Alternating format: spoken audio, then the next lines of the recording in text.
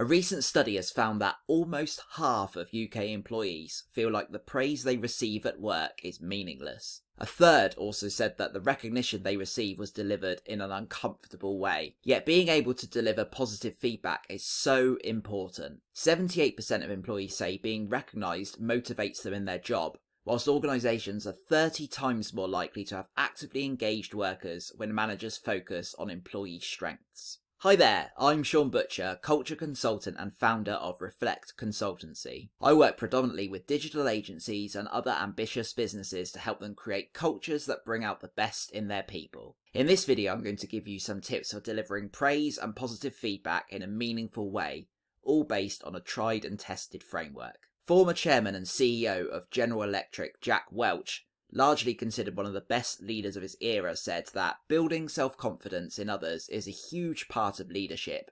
Genuine appreciation from you, the manager, can taste better than anything, even a pay rise. And this is so true. I'm sure all of us sometimes just want to be recognised for doing a good job.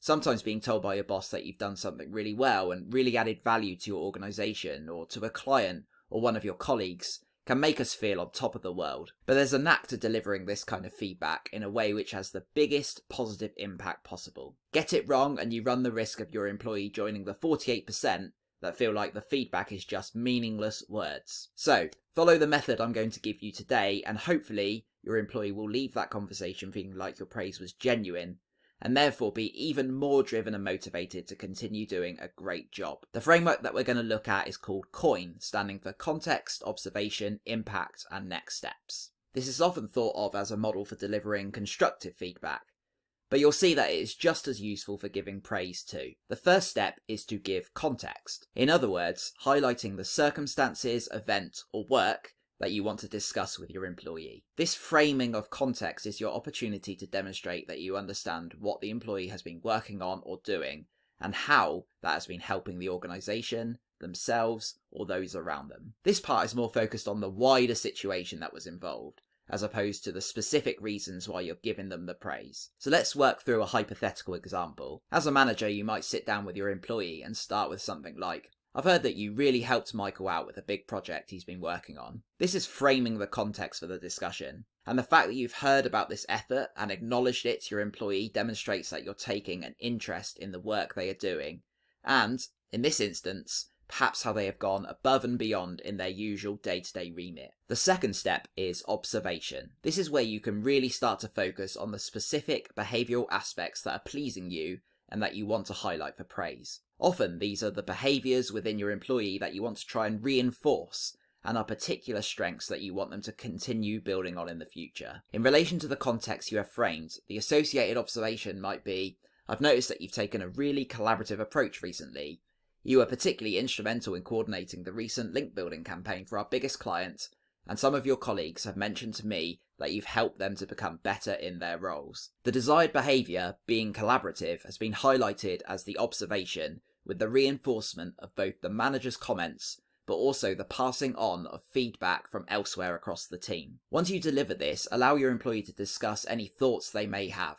They may have additional context to add or want to talk about what's instigated this positive behaviour. Step 3 is impact. Here you'll want to step into the big picture, focusing on the impact to either your team or the wider organisation. In the context of our discussion, saying something like, this sharing of your knowledge and experience is really going to benefit more junior employees, and in turn the whole business, as it helps them to get up to speed more quickly, feel more confident, and deliver a better service to our clients. This is really focusing on the value that the employee is bringing to the business through their actions. It's what turns praise from just being words to something meaningful and genuine, as it allows them to understand how what they are doing is benefiting the greater good. This can be incredibly powerful when delivered well, so do it from the heart and use this opportunity to really demonstrate how much it means to both you and the business. The fourth and final step is next steps. The behaviour is great and everything, and you want to praise it, but where do you want your employee to go from here? How do you want them to keep doing what they're doing, and even step it up a level to further build on the strengths they are demonstrating? It's important here to agree on these next steps together. With any employee actions, you want them to be something which they feel completely accountable for. Going back to our discussion one more time, as a manager you may say, This is a great example to set for others and really displays our values as a business, particularly to our new employees.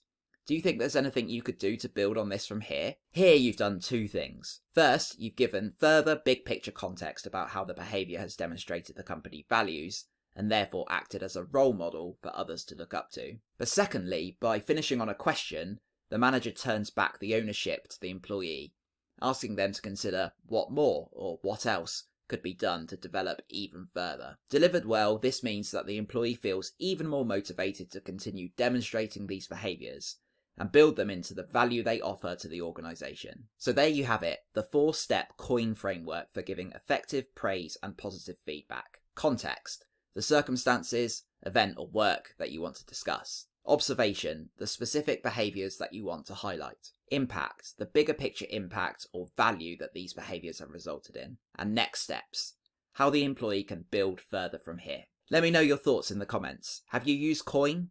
How effective do you think a model like this is? Do you have any other different models that you prefer to use when giving praise? Thanks for watching. If you found this video helpful, please do like it, share it and subscribe to my channel for even more leadership and management tips.